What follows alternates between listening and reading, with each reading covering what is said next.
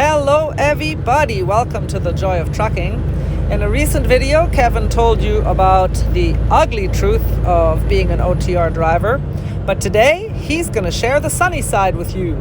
So get ready, buckle up, listen up, and remember, hit that subscribe button and the notification bell. All right, Kevin, over to you. I'm going to turn the page in my book here and point out some of the good things about driving OTR for the last 6 months. Some things I liked about it. It's easy work, right? You're sitting in a big seat, way up high, enjoying the scenery. You got a steering wheel and you're pushing buttons and pedals, and that ain't like working construction, or carrying heavy loads or lifting, or working Amazon. It was constant movement for 10 hours. I'd get home and just pass out on the couch. Joints are sore, muscles are torn, everything else. This is a walk in the park. I can do this. Yeah, even with the long hours, it's, just keep your mind going, stay focused, be conscious. With your time, sitting in that chair driving, you got time to listen to podcasts or audio books. You can get on the phone and connect with people, people I haven't talked to in a long time. I speak to a lot now. That's an upside. You get to see the country. You got that big windshield in front of you and a nice view. Man, this summer we've been all over. We were in California to the East Coast, the mountains, the desert, the forest, bridges, rivers, lakes, the big cities with their big buildings, the farms, the endless corn. It's a big country, and there's a lot of diversity and there's a lot of beauty.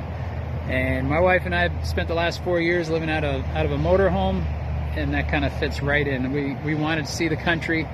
And going from the RV to the truck is just kind of seeing more of the country, but actually getting paid for it. So there's an upside to that too. OTR, you see the country, and you're kind of saving money in a lot of ways. If you're in your house, day after day, and you'd be shopping on Amazon and having stuff shipped in, and you'd be out to the mall buying stuff, or you go to the grocery store and fill the car. We used to go to Costco and spend $300 just buying stuff in bulk, and then you gotta find a place to stick it all. Some stuff gets lost and you never use it. There's you got a garage with toys you haven't touched in 10 years. You don't spend money like that when you're in a truck. There's nowhere to put that stuff. So yeah, you're saving money as far as shopping and spending money on stuff you don't need. It's like that tiny house living, right? You're in a small space and you don't want to fill it up with things. You want to live simple.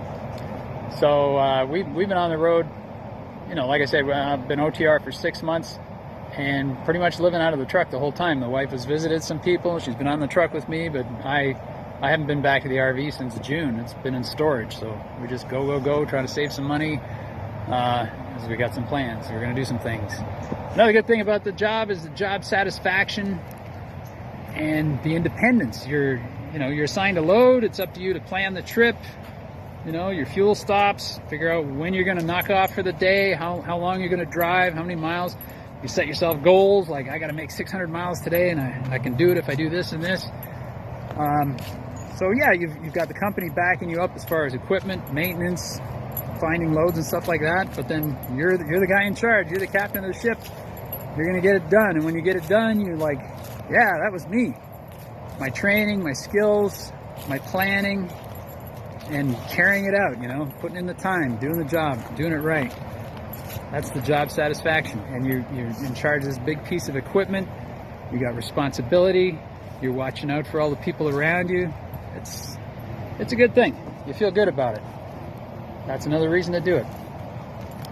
Another good thing about this OTR stuff, or driving truck in particular, you don't need a college degree. You don't have to go to school for 2 or 3 or 4 years to do this job. A couple of months. You go to CDL school, you go out with your trainer, you hook up with your truck and you're starting to make money.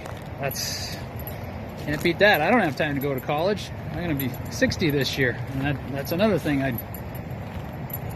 got to make some money before I'm too old to work. So I'm looking at this as my opportunity to sock some money away and set myself up for retirement. So the harder I work, the more I'm getting close to that goal. And as I said, everybody's different. You got your priorities. So you can still take your CDL and adapt it to what your needs and your preferences are. If you got kids and you want to be home more, you can do that too and still drive a truck during the day or just be out for a week. And you can specialize. There's a lot of opportunities there too. You can drive a tanker, you can go flatbed, hit those oversized loads, those guys taking up 2 lanes on the highway. There's opportunities to make more money, and so we're going to be looking at that, and we're going to be looking at how we want to tailor things to our new life once we settle down somewhere. Lots of opportunities, lots of ways to go. So I hope you got something out of this. I hope you remember to give us the thumbs up if you like it. Sorry about the bad camera work out here. I don't have a selfie stick or anything like that. Put your comments down below. Hit that subscribe button and notification bell if you want to see what else we're up to. And I'll see you out there on the road. Thanks for watching. Really appreciate it. I hope this was helpful to you. Bye for now.